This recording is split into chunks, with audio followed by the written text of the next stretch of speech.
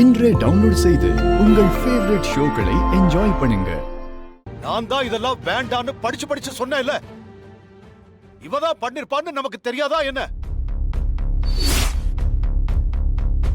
இவ பண்ணதையே நாமளும் பண்ணா அப்புறம் இவளுக்கும் நமக்கும் என்ன வித்தியாசம் இருக்க முடியும்?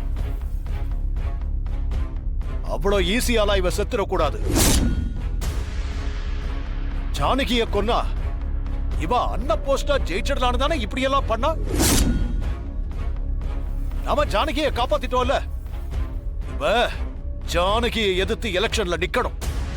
குறைஞ்ச ஓட்டு வாங்கி டெபாசிட் இழந்து ஜானகி கிட்ட தோத்து இவ ஊர் மத்தியில அவமானப்பட்டு நிக்கணும். ஹே ரகுராம், அது ஒரு நாள் நடக்காது. என்ன என்ன நடக்காது? அவர் சொல்ற மாதிரி உனக்கு தைரியம் இருந்தா எனக்கு எதிரா நேரடியா மோதி ஜெயிச்சு காட்டு.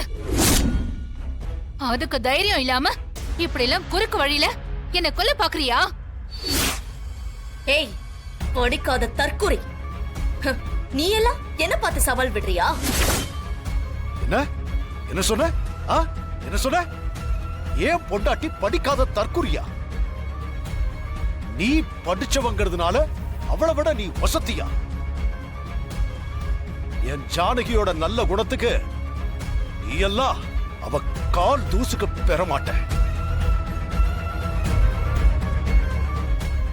ஜானகிக்கு மக்கள் மத்தியில நல்ல பேர் இருக்கு. அந்த பேருக்கே அவளுக்கு ஓட்டு நிச்சயமா விடும். நான் என்னோட மனைவிங்கிறதுக்காக சொல்லல. ஆனா இப்ப நான் சொல்றேன், நீ படிச்சவ அறிவாளின்னு சொல்லிட்டு திரியறல.